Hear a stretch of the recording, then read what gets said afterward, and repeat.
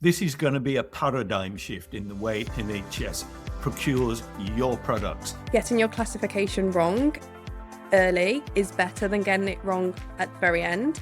Getting the right funds at the right time for the right deal. Regulations aren't there to block, they're there to support. Speed and agility isn't necessarily about moving faster, it's about learning earlier. This year certainly seems to be a larger show, a busier show. Now is the moment for medical technology. There's so much knowledge being shared here.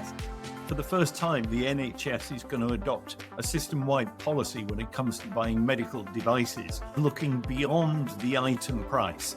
In future, price will account for no more than 40% of the score. The other 60% will go on the impact that it has on the patient, on NHS budgets, on clinicians, and on the environment. There's a whole load of opportunity for medtech entrepreneurs to be able to secure funding. What I want to do is to unpack a little bit about the government, their industrial strategy, grants that are available, and the transition that's going through. This session is about reframing regulatory from a compliance exercise into a growth strategy. The key regulatory decisions you make early on directly impact your development timeline and even your ability to raise investment. To have people here who are passionate about the same subject and getting that through different routes is fantastic. We meet the type of people that we want to meet. Quite often products will fall between a few different classifications. What happens when products don't neatly fit into a single regulatory category?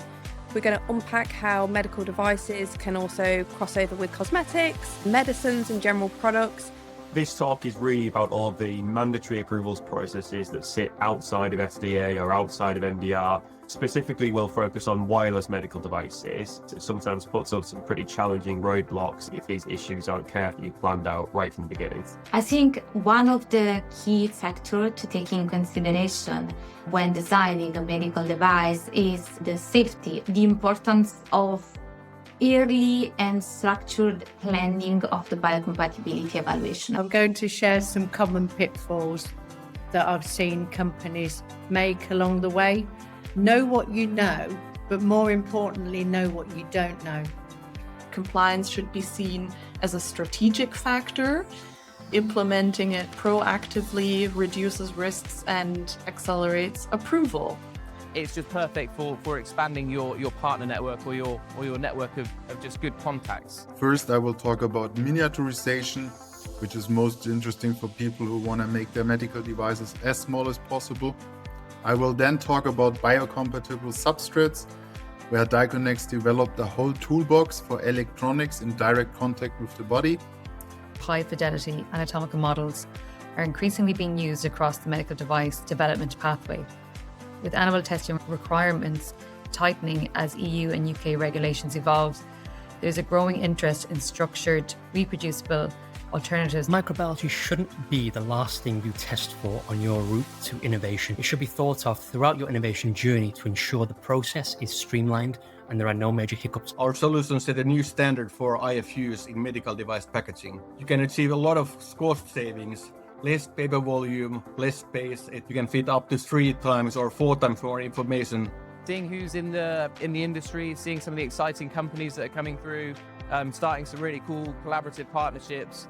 That's the main benefit that we've got out of this, and absolutely why I'd recommend to come here in the future is just to build that good network. Really, my talk is a bit tongue-in-cheek about how we can reframe our mindset when it comes to regulations. You shouldn't hate regulations. My talk will give you the starting point of changing that mindset. Make that speed and agility predictable rather than fragile. We've even got novel research to share with you, which hasn't been presented anywhere else yet. A study on the material composition of common medical devices, which is usually quite difficult information to access.